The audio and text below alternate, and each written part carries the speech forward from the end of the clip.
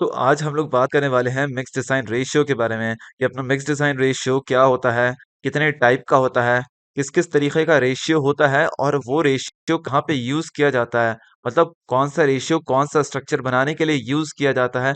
आज इन सारी चीज़ों के बारे में ना हम लोग कंप्लीट डिटेल में बात करने वाले हैं। और देखो ये वीडियो ना बहुत इम्पोर्टेंट है, अपने फ्रेशर्स के लिए भी और साइट इंजीनियर्स के लिए भी। क्यों? क्योंकि उन लोगों को पता होना चाहिए कि कौन-सा रेशियो, कौन-सा स्ट्रक्चर बनाने के लिए यूज़ होता है। ठीक है? सो वीडियो स्टार्ट करने से पहले आप सभी से मेरा एक बहुत ही हम्बल रिक्वेस्ट है कि प्लीज़ मेरे इस वीडियो को लाइक कर दो, ज़्यादा से ज़्यादा इसको लाइक कर दो और फिर इसके बाद मेरे चैनल को ज़रूर से सब्सक्राइब कर दो, ठीक है? सो चलो बिना देर किए हुए अब स्टार्ट करते हैं अपने वीडियो को। देखो, सबसे पहली चीज़ तो हम लोग समझते हैं कि मिक्स डिज़ाइन रेशियो होता क्या है। देखो, ये एक ऐसा रेशियो होता है ना जो कि हमें बताता है कि कितना पार्ट सीमेंट, सैंड और एग्रीगेट लगेगा किसी पर्टिकुलर मिक्सचर को बनाने के लिए, ठीक है? किसी पर्टिकुलर रेशियो को अगर बनाना है तो उसमें कितना पार्ट सीमेंट, सैंड और एग्रीगेट मिलाएँगे कि वो हमारा रेशियो तैयार हो जाए, ठीक है? ये हो गया हमारा मिक्स डिज़ाइन रेशियो। और देखो ये कितना कौन-सा रेशियो यूज़ करना है, किस जगह पे क्या बना रहे हैं हम लोग उसके बेसिस पे ये डिसाइड होता है। अगर मान लो आप लोग ब्रिज बना रहे हो, तो वहाँ पे M35 यूज़ होता है, ठीक है? अगर आप लोग नॉर्मल सिंपली सपोर्टेड ब्रिज बना रहे हो, तो वहाँ पे M35 यूज़ होता है। लेकिन अगर आप नॉर्मल रेज़िडेंशियल कंस्ट्रक्शन कर रहे हो 6 स्टोरी, 8 स्टोरी, तो वहाँ पे M20 यूज़ होता है। मैक्सिमम टू मैक्सिमम अगर आप 10 स्टोरी, 14 स्टोरी कंस्ट्रक्ट कर रहे होगे या फिर 20 स्टोरी कंस्ट्रक्ट कर रहे होगे, तो वहाँ पे M25 यूज़ होता है। M25 is sufficient for that. So कौन-सा स्ट्रक्चर बनाना है, उसकी बेसिस पे हमारा रेशियो डिसाइड होता है, ठीक है? फिर उसके बाद एम जैसे अगर मैं एक एग्ज़ाम्पल लेके समझाऊँ कि M20 है, ठीक है? तो यहाँ पे M क्या डिनोट करता है? M डिनोट करता है मिक्स डिज़ाइन, ठीक है? और 20 क्या डिनोट करता है? तो 20 उसका स्ट्रेंथ डिनोट करता है जो कि 28 डेज़ बाद वो कंक्रीट अचीव कर लेगा, ठीक है? और वो स्ट्रेंथ का यूनिट क्या रहता है? मेगापास्कल। सो अगर M20 है तो 20 मेगापास्कल का वो स्ट्रेंथ अचीव कर लेगा आफ्टर 28 डेज़, ओके? बात आता है कि अपना मिक्स डिज़ाइन रेशियो होता कितने तरीके का है। तो मिक्स डिज़ाइन रेशियो 2 तरीके का होता है। पहला नॉमिनल कंक्रीट मिक्स और दूसरा डिज़ाइन कंक्रीट मिक्स। सबसे पहले तो हम लोग जानते हैं कि नॉमिनल मिक्स रेशियो होता क्या है। देखो नेम से ही पता चल रहा है ये, रेशियो है ये, ठीक है? नॉमिनल मिक्स रेशियो एक रेशियो है ये। ऐसा रेशियो है जिसमें कि रॉ मटेरियल्स मिक्स किया जाता है। रॉ मटेरियल्स कौन-कौन सा? तो सीमेंट, सैंड, एग्रीगेट और वाटर। ये 4 चीज़ें मिलाई जाती हैं बहुत अच्छे तरीके से 15 से 20 मिनट के लिए। तो उसके बाद एक हमारा मिक्स रेशियो तैयार होता है, ठीक है? जैसे मैं एक एग्ज़ाम्पल लेके आपको समझा दूँ। M20 का अगर एग्ज़ाम्पल लें तो क्या रहता है? रेशियो इसका 1:2:3 यानी 1 part of cement with 1 part of sand with 2 part of sand with 3 part of aggregate यानी 1 पार्ट सीमेंट, 2 पार्ट सैंड और 3 पार्ट एग्रीगेट को जब मिक्स करेंगे तो हमारा M20 तैयार होता है, ठीक है? और इसका एप्लीकेशन कहाँ-कहाँ पे होता है मतलब नॉमिनल मिक्स रेशियो का। नॉमिनल मिक्स रेशियो देखो एग्ज़ाम्पल दिया हुआ है मैंने यहाँ पे M5, M7.5, M10, M15, M20, M25 इतने ही मिक्स रेशियोज़ को सिर्फ़ नॉमिनल मिक्स रेशियो कहते हैं। इसके अलावा जो भी होता है वो दूसरे कैटेगरी में आता है। नॉमिनल मिक्स में M5 से लेके M25 तक ही सिर्फ़ आता है, ठीक है? और इनका एप्लीकेशंस कहाँ-कहाँ पे होता है? तो देखो ऑर्डिनरी स्ट्रक्चर्स बनाने में जैसे नॉर्मल लोग घर बनाते हैं, 1 स्टोरी, 2 स्टोरी होता है अपना जो घर बनाते हैं, वहाँ पे यूज़ होता है M20 यूज़ होता है वहाँ पे, ठीक है? M20 वहाँ पे भी यूज़ होता है अगर मान लो 5 स्टोरी या 6 स्टोरी अपार्टमेंट बन रहा है या फिर 8 स्टोरी अपार्टमेंट बन रहा है, तो वहाँ पे भी यूज़ होता है। अगर 10 स्टोरी, 12 स्टोरी, 16, 20 स्टोरी बन रहा है तो वहाँ पे M25 यूज़ होता है। अगर मान लो M20 है तो M20 अगर ब्रिज बन रहा है तो वहाँ पे M20 से पीसीसी किया जाता है। और अगर रेज़िडेंशियल कंस्ट्रक्शन हो रहा है तो वहाँ पे M10 से M15 से भी पीसीसी किया जाता है। सो अलग-अलग कंस्ट्रक्शन के हिसाब से अलग-अलग मिक्स रेशियोज़ का यूज़ है, ठीक है?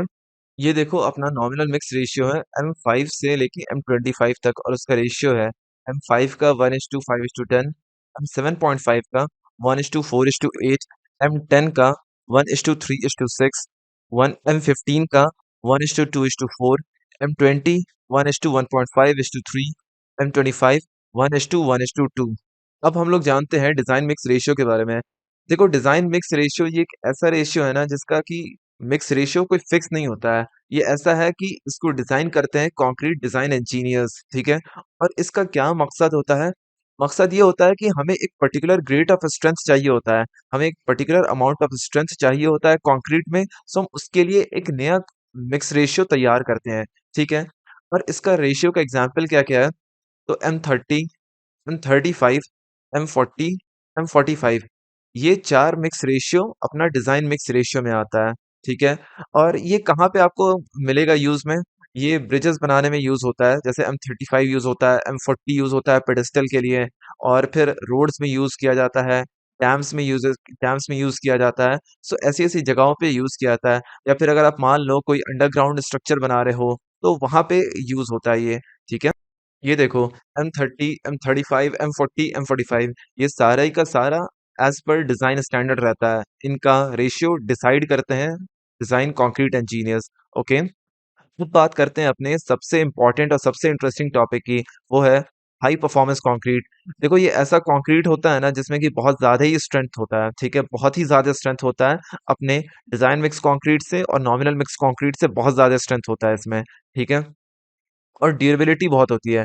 ड्यूरेबिलिटी यहाँ पे कहने का मतलब है कि अ, विंड फोर्सेस को मतलब नेचुरल फोर्सेस को विथस्टैंड करता है। नेचुरल फोर्सेस जैसे कि विंड फोर्स हो गया या फिर अर्थक्वेक हो गया और भी तरीके का जितना भी फोर्सेस होता है उन सारी चीज़ों को स्टैंड करने की इसमें बहुत ताकत होती है, ठीक है? तो ये बहुत ड्यूरेबल होता है। मतलब लाइक जो बारिश-वारिश एक्सेसिव होता है तो उसकी वज़ह से जो भी अपना स्ट्रक्चर डैमेज होता है, उन सारी ही चीज़ों को ये झेलने के लायक होता है, ठीक है? और ये कैसे बनाया जाता है? वही सेम प्रोसीजर है, सीमेंट, सैंड, एग्रीगेट और वाटर और इसमें एक और चीज़ मिलता है यानी एडमिक्सचर। एडमिक्सचर को मिलाते हैं इसमें, ठीक है? जिससे कि कंक्रीट की परफॉर्मेंस इंक्रीज़ करती है, ठीक है? तो यहाँ पे ये 5 चीज़ें मिक्स करते हैं और फिर उसके बाद अपना हाई परफॉर्मेंस कंक्रीट तैयार होता है, ठीक है? और ये करने का मतलब मकसद क्या है?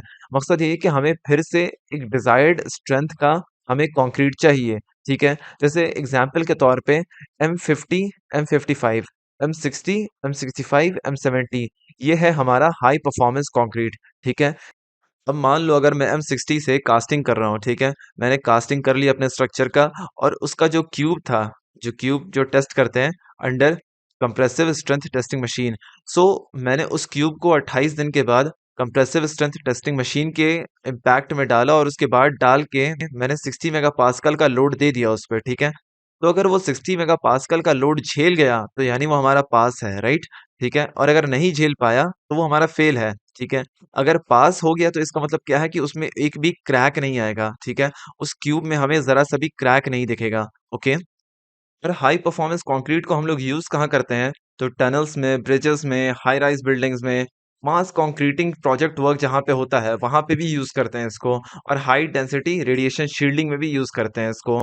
ये देखो हाई परफॉर्मेंस कंक्रीट अपना M50, M55, M60, M65, M70 ये सारा ही अपना हाई परफॉर्मेंस कंक्रीट और ये सारे के सारे डिज़ाइन स्टैंडर्ड पे रहते हैं। इनका कोई रेशियो फिक्स नहीं होता है। जैसा इंजीनियर डिज़ाइन करके देगा, वैसा ही इसका रेशियो रहेगा। ओके? तो इस वीडियो में मैंने आपको कंप्लीट इन्फॉर्मेशन दी है मिक्स डिज़ाइन रेशियो के बारे में।